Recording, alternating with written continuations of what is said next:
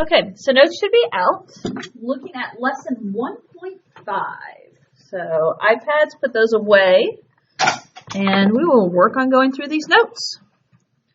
So lesson 1.4, we kind of reviewed a little bit of solving equations, right?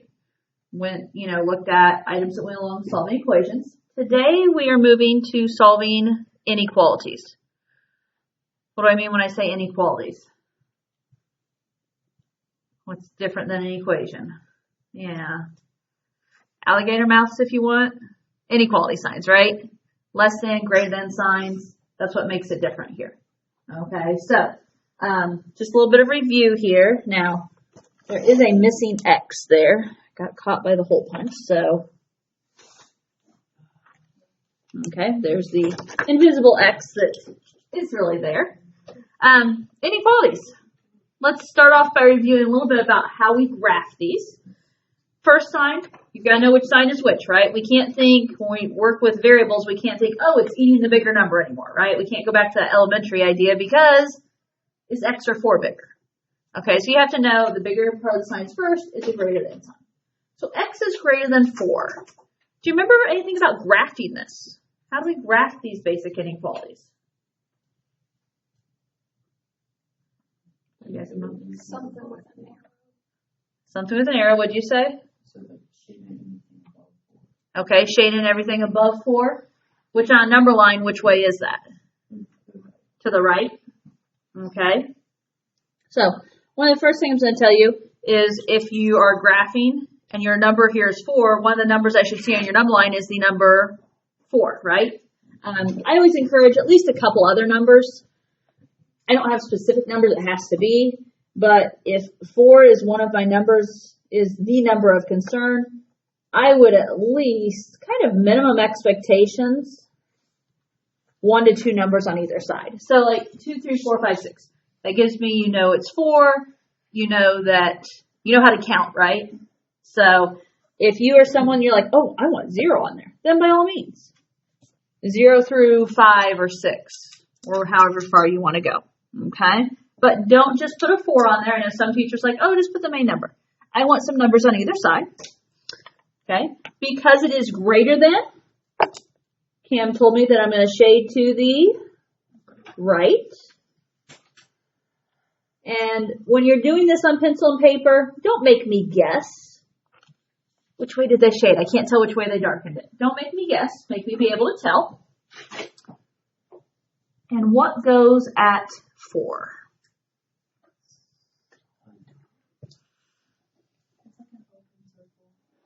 Okay, an open circle. Why? Okay, so we have a choice of an open or a closed circle. So basically a circle is not filled in or a circle that is filled in. Because it's not equal to, because it's just greater than, we use the open circle. Okay? So open circle shaded right. Is it coming back to us? I know this is old news to you guys. It's just a matter of you may not have talked about this much since Algebra 1. So I don't know how much you necessarily talked about it in geometry. That's the key. Okay, so next one. X is less than 4. I know it's a less than sign because, it points left to the smaller parts first. I sometimes kind of think about a less than sign. It's kind of like a flopped over L, if you will. Kind of, So what's different about this graph?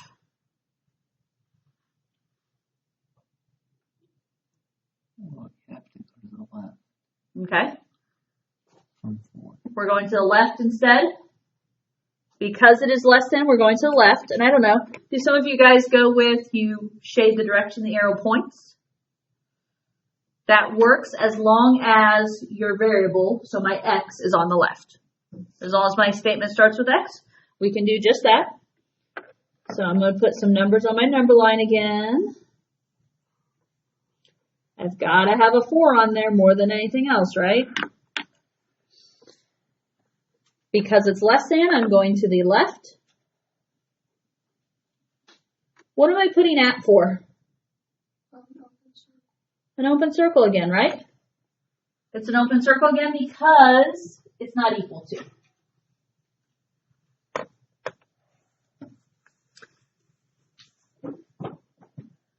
Okay.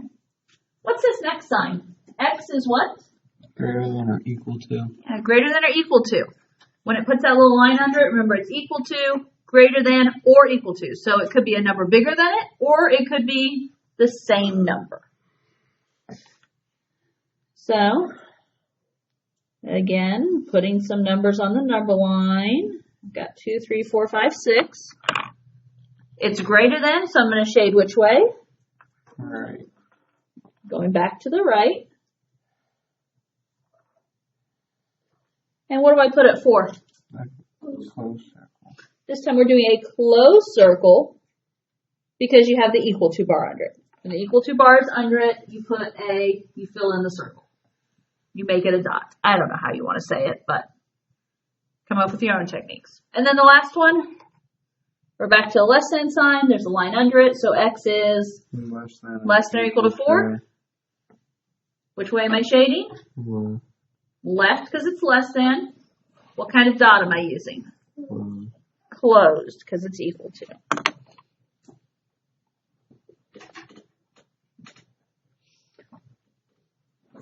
So numbers on my number line, 2, 3, 4, 5, 6. Less than tells me I'm shading left, and shade all the way to that arrow. Shade your whole number line. Equal to says I'm filling in my circle.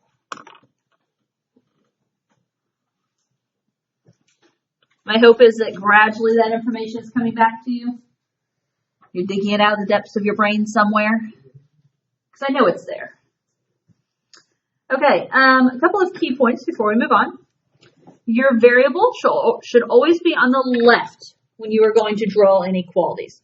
And this, it just makes life easier. Okay, it makes the math easier if we keep the x on the left. And one of the big things is as long as you keep the x on the left, you shade the direction the arrow points. If it points left, you shade left. If it points right, you shade right. So definitely always a recommendation. And does this one sound familiar? When you multiply or divide by a negative, you're going to take that inequality sign and flip it.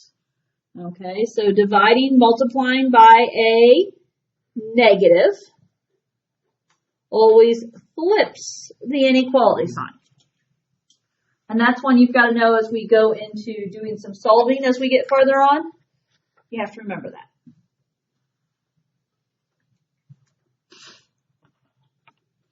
Okay, so that's some of the basics. Let's look at example 1. What inequality represents the sentence? 5 fewer than a number is at least 12. 5 fewer than a number is at least 12. First of all, what are we using for a number? X. Justin says X. Lorna says N. A. A. The point is a variable, yes? Some letter. It doesn't tell us what letter, so we can pick. But when it says a number, I'm going to go for X. I don't care what you use there. But so that's really saying 5 fewer than X is at least 12. Now, how do we write that as an expression or as an inequality? In other words, letters, numbers, symbols, operations. What do you think, Cam? X minus 5 is greater than or equal to 12. He says X minus 5 is greater than or equal to 12. Lorna? No? I think Lorna's trying to decide if she agrees or disagrees with him. No, I agree. You agree? Okay. Let's look at this in pieces and decide if we agree or disagree with them. 5 fewer than a number. If you do 5 fewer than something, I like to turn this into something we know. If you say 5 fewer than your age, how do you find that? You're going to do 17 minus 5, right? 16 minus 5, whatever. Okay? You don't do 5 minus your age, do you? So if this is 5 fewer than a number, you're going to do X minus 5. Is at least 12. So put it in terms of money or age or something you can handle. If someone is at least 12 years old, what does that mean? If they're at least 12, Before they're 12 or older, right? Because this is a tricky one. A lot of people see at least, they say, oh, least, less, same thing, I'm going to put a less than sign. But this is just the opposite. If someone is at least 12, they are 12 or older. Or if you have, I like to use money because you guys all like to think about money. If you have at least $12 in your pocket, you have 12 or more. And so greater than or equal to 12. So at least is one of those good phrases to remember. Okay. Questions on how I got that?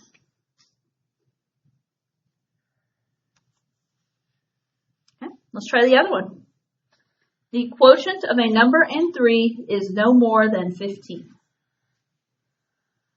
Good vocabulary words here.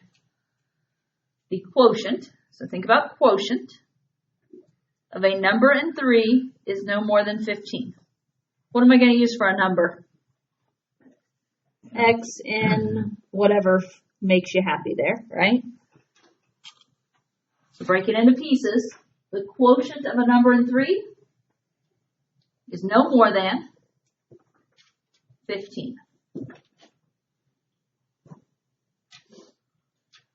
We got thoughts here? Gotta think it through. Lorna? X divided by 3 is less than or equal to 15. Okay. Check it out. First of all, quotient. Did you guys remember quotient? Division? Okay, the quotient of a number in 3. And so Lorna said X divided by 3. Now, what is officially our best way to show division when we're writing an equation or inequality? Yeah, a fraction bar is my preference here. I'm not saying the division symbol, like a line with 2 dots, is wrong. I'm not sure MathExcel would let you do that, though. But the best way to show a quotient in an equation or inequality is to say X divided by 3. And again, I feel like the trickiest part is right there. Is no more than 15. If someone is no more than 15 years old, Greater than 15. yeah, they are likely younger than 15. No more than, could they be exactly 15? Yes. They could. So less than or equal to. Okay. Okay, be able to write an inequality, right? Basic inequalities. Moving on, unless you guys have questions. Are you guys able to see that blue okay out there? Yeah. Okay. You're up close. Up close definitely should be able to. It's out in the back that sometimes. Let me know if certain colors don't show up or if there's a glare I need to try and get rid of or something. Okay, example 2. You ready to start solving? -3, parentheses, 2x minus 5, plus 1, greater than or equal to 4. And it does say graph the solution, but we've got to solve it first. So this goes back to what you've been doing. Where's my first step? Distribute the 3. Yeah, we see those parentheses, and we've got to distribute. So, -3 times 2x, -6x, -3 times -5, Positive 15. plus 15. There's still a plus 1, and it's still greater than or equal to 4.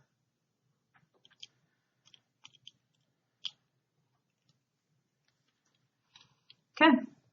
We distributed when we saw those parentheses. What's my next step?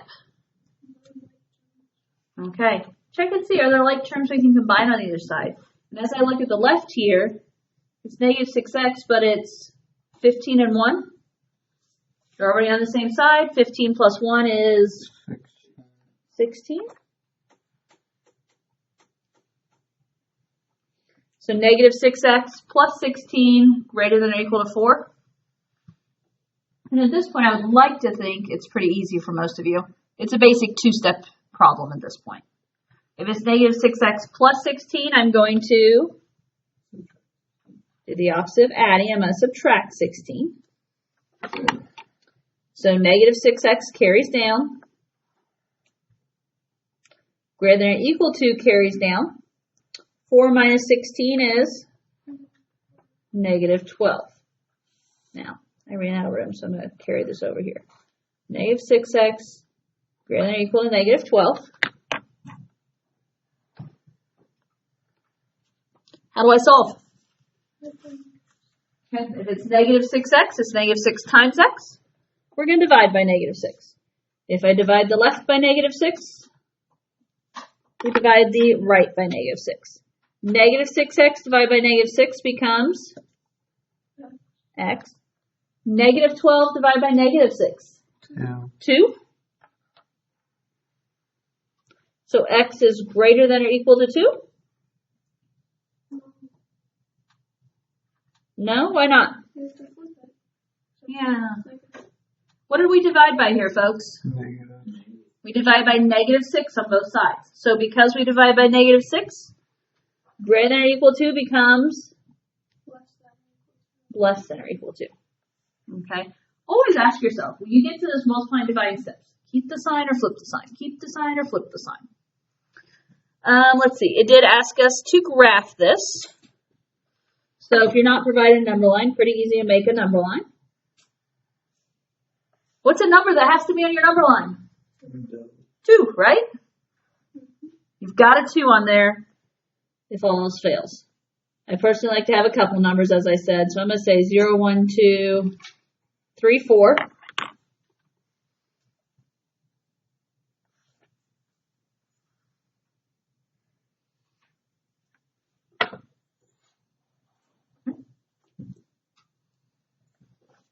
Brayden, how do I graph this? How do you graph it? Yeah, like how do I finish my graph? It'd be a filled dot or circle, and then it'd be pointing to the right because it's less than. Or no, the other side. Okay. I'm like, you just didn't make sense with yourself there, but okay, there we go. So, less than or equal to, he told me to fill in the dot. And then, because it's less than, we're going to go to the left. Does your graph look like my graph? Similar, at least. Okay. Stop me if you have questions, guys. Okay, I'm going, I'm not really teaching new stuff. I'm reviewing, so I don't tend to stop and check in with you guys quite as much, but negative 2, parentheses x plus 9 plus 5 greater than or equal to 3. Same old, same old. What is that step 1? Distribute your 2. Distribute. So when I distribute, negative 2 times x, negative 2x, negative 2 times 9, I like to say minus 18, plus 5, greater than or equal to 3. Next step.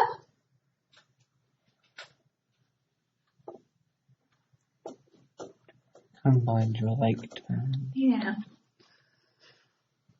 On the left, I've got negative 2x. It's the only x, so we're fine there, but minus 18 plus 5.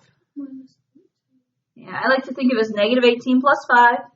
So 18 minus 5 is 13. 18 is larger than negative. So minus 13 greater than or equal to 3. If it's negative 2x minus 13, I'm going to add 13. And then negative 2x greater than or equal to 16.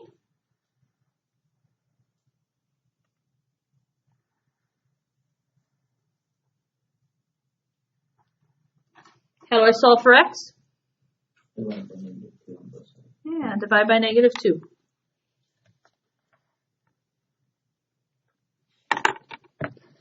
So x is what? Negative 8. Okay. 16 divided by negative 2 is negative 8. X is less than or equal to negative 8. Less than or equal to? Again, we divide by a negative, so we reverse that sign. If we divide by a positive, we would keep the sign as is, right? Yes.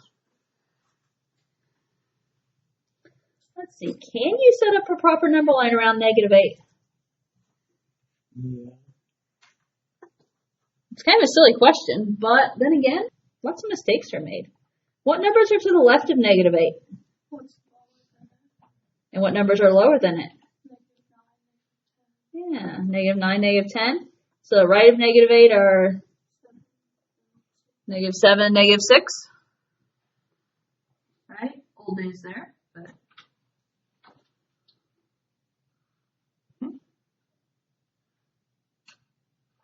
Trevor, how are you graphing this? Filled circle at 8, and since x is less than -8, it'd go off to the left. Okay, good. Filled circle because it was equal to, and it's less than again. So we're going off to the left again.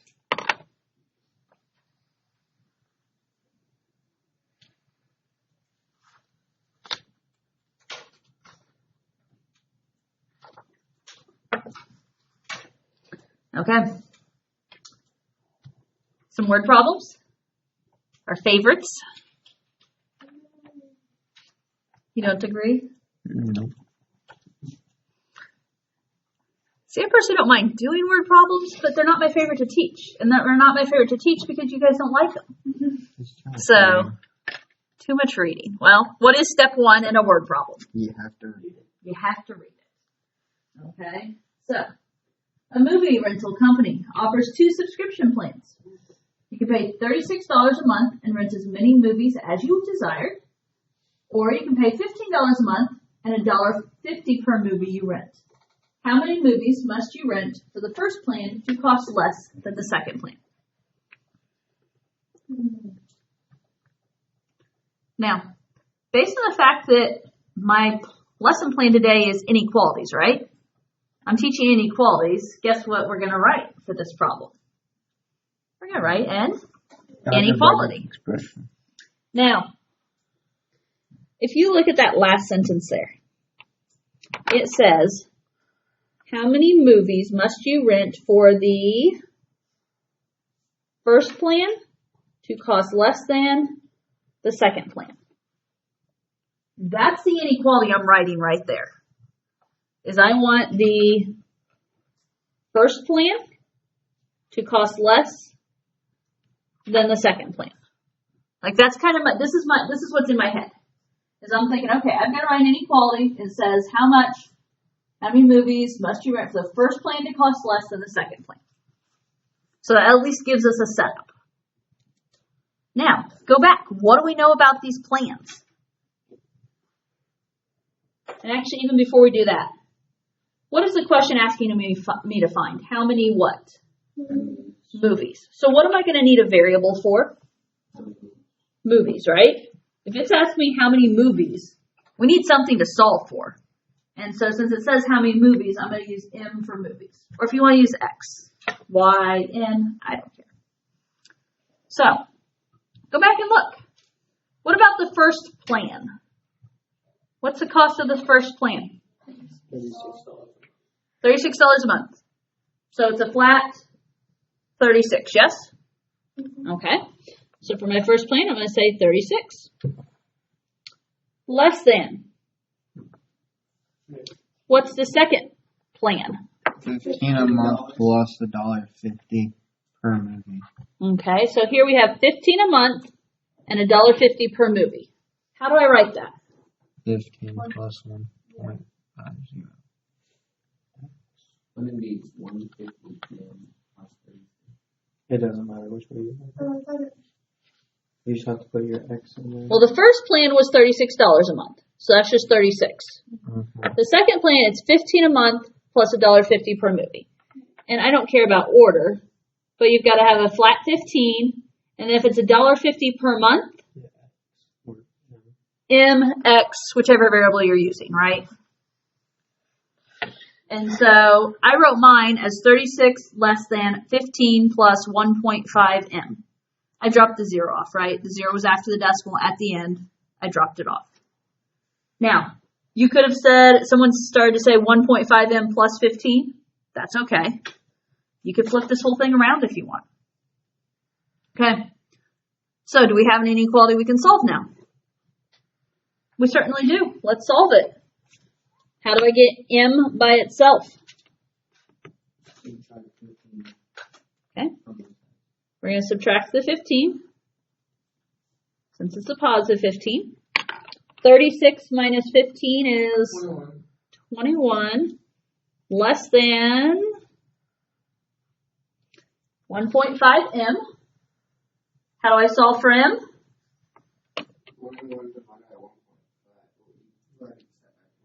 Okay, if it's 1.5 times m, we're going to divide by 1.5. And so, yes, the key of the problem is, what is 21 divided by 1.5? Okay. So if you copy this down as is, 14, I divided by 1.5, right? Which is positive, so I'm going to keep this as less than m. Now, 14 less than m.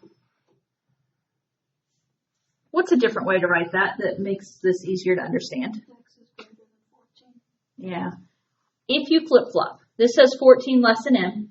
Flip-flop your sides, so then if I flip-flop my m and 14, we need to, Keep the thing facing well, I would say you flip the sign as you flip the pieces, as you flip the sides.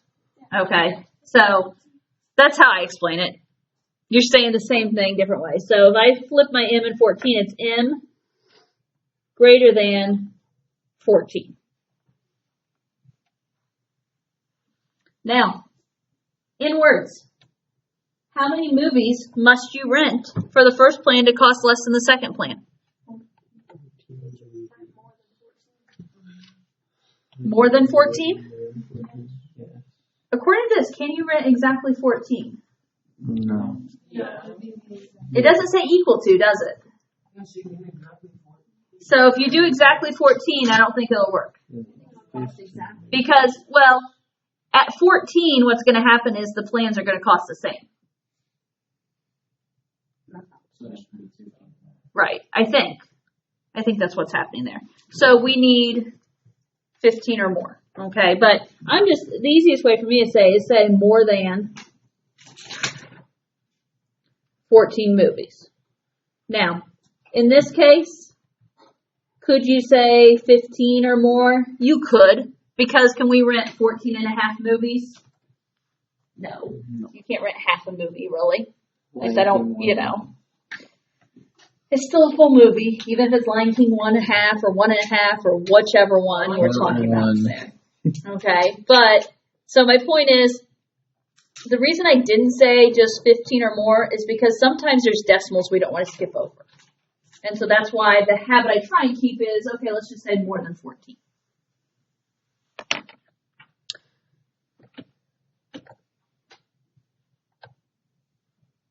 Okay, let's look at the back side. Or, not the back side, this last one, sorry. My brain's thinking one thing and saying another thing. Similar problem. See if you can do a little more on your own. The digital music service offers 2 subscription plans. The first has a $9 membership fee and charges $1 per download. The second has a $25 membership fee and charges 50 cents per download. How many songs must you download for the second plan to cost less than the first plan? I think these notes are being kind of dated. I don't think anyone gets their music like this anymore, but it's the problem on here. Okay, so in this case, the question is, how many songs, right? How many songs must you download for the second plan to cost less than the first plan?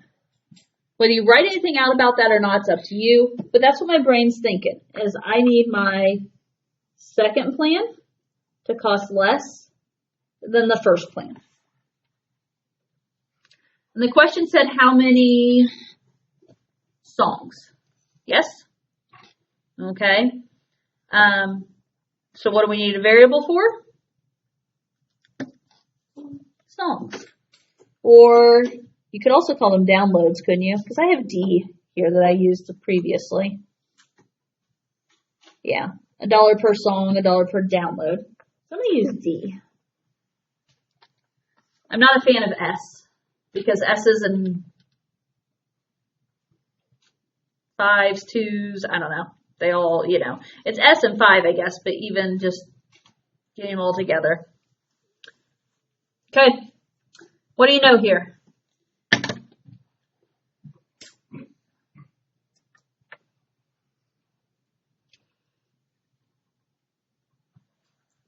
The first plan has $9 membership fee and,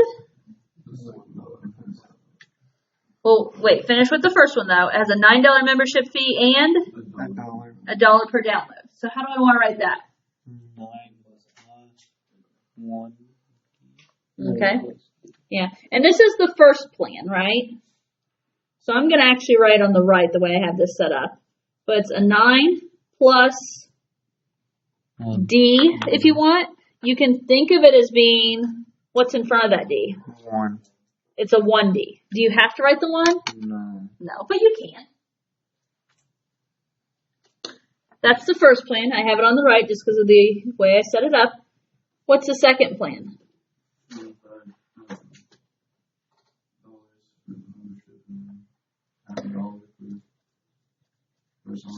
Okay. So it's 25 for the membership fee, so it's a flat 25 plus $0.50 per download. So I just said 25 plus 0.5 D. You could say 1/2 D. However you want. Okay. How do we solve?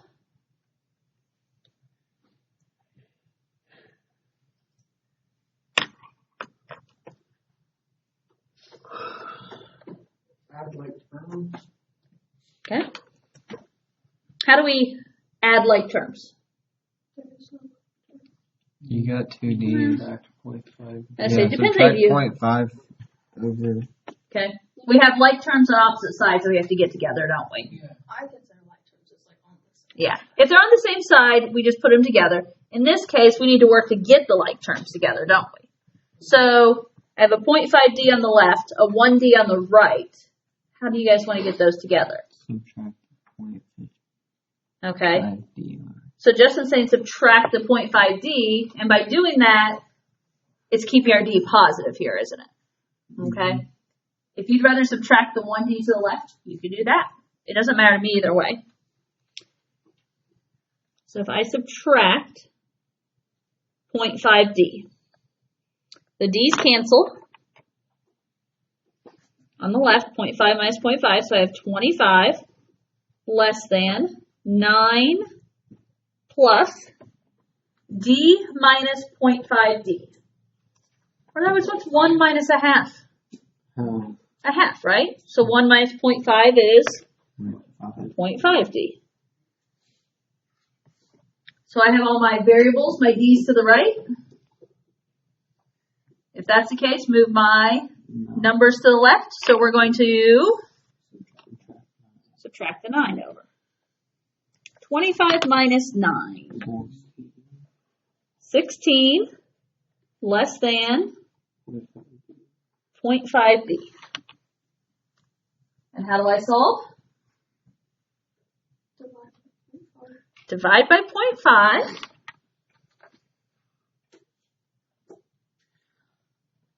What is 16 divided by 0.5?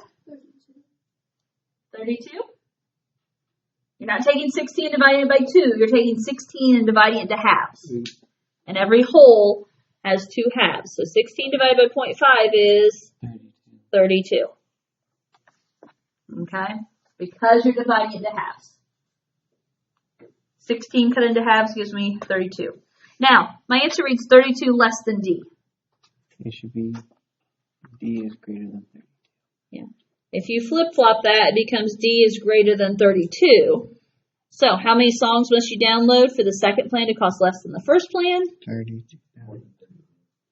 I'm going to say more than 32 songs.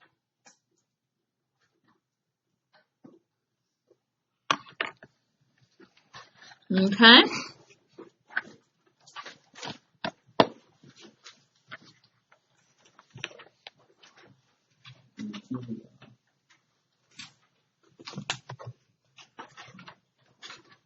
This time it's just the computer going off, though. It's not the computer freezing. Because that was this class yesterday, wasn't it? Yes.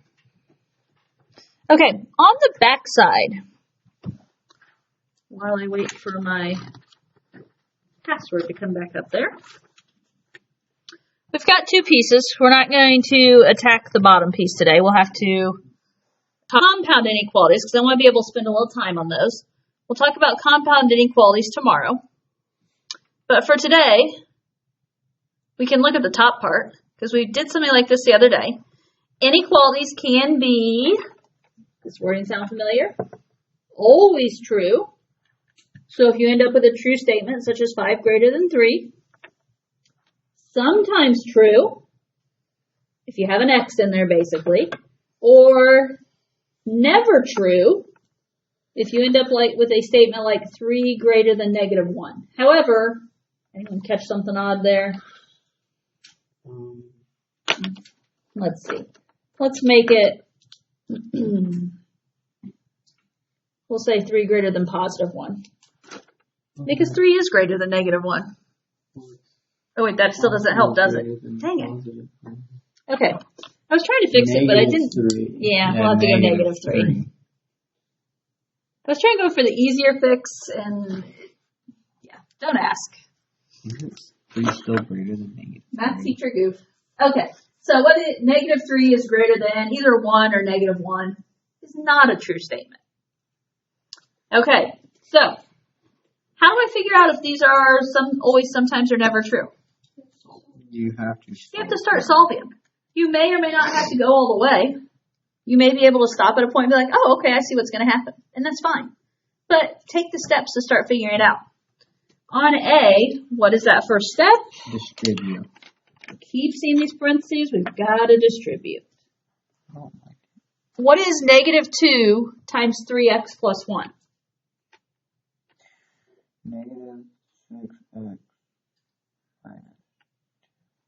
-6x minus 2 greater than -6x plus 7. Okay. Personally, No. if someone wants to argue, oh, I know what the answer is, and they want to stop there, I can go for that. Okay. I can see what the answer is going to be myself. Okay, that's me. Now, in reality, how do I continue if I'm not sure? Combine your like terms. Work to get the variables on one side, right? So if I have a -6x on the right, we're going to add 6x. And we're going to add 6x on the left. What do you notice about those 6x's? They both cancel. Yeah. Because they're both -6x's, Yeah. on the both -6x's on both sides, they're going to cancel. And so we have the statement -2 greater than 7. Is -2 greater than 7? No. A negative is never greater than positive. So Never true. I'm going to claim that that is a false statement. Because it's a false statement, we are going to say Never true. never true.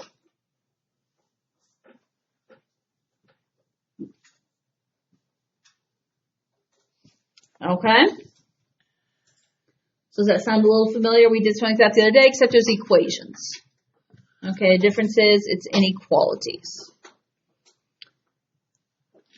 One more? One more real quick. Okay. What's this first line read when we distribute? 10x minus 15 or minus 7. 10x minus 15 Minus minus 7x. Greater than or equal to 3x. How about less than or equal to 3x plus 8? Yeah. What's the next step? 10x minus 7. Okay. We have some like terms. 10x minus 7x is 3x minus 15 less than or equal to 3x plus 8. What do you notice about those three X's? They're gonna cancel. They're the same, so they're going to cancel. And so you're going to be left with the statement, negative 15 less than or equal to 8. Is negative 15 either less than or equal to 8? I mean, it's less than. It's less than, and it's or. It's an either or. Okay? So it's either less than or equal to. And since it is less than, this is a true statement. It doesn't have to be both. In fact, it can't be less than and equal to. It's not possible to do both. It's one or the other. This is a negative is less than a positive, so I'm going to say always true. Okay, guys. That is our stopping point for today. Tomorrow I will have you begin by doing part C, and we'll spend a little bit of time talking about these and or statements, these compound inequalities. And then I should be able to provide you some work time on lesson 1.5. Okay? So what I'm going to say is lesson 1.5, you can begin it. It's going to be out there tonight, but it won't be due until Friday after I finish the notes. Does that make sense? It'll be out there. It'll be available if you want to get started. If you're thinking, man, I have a lot more time to work on this tonight than I do tomorrow, you know. And you should have some work time in class tomorrow, but that doesn't guarantee you can get it all done. So if you work on, basically, you should be able to do all of them except the and or statements. Those are the ones we still have to review. Okay? So you can definitely make some progress there on homework tonight if you'd like. But you don't have to. If you're behind on any homework, make sure you get those caught up.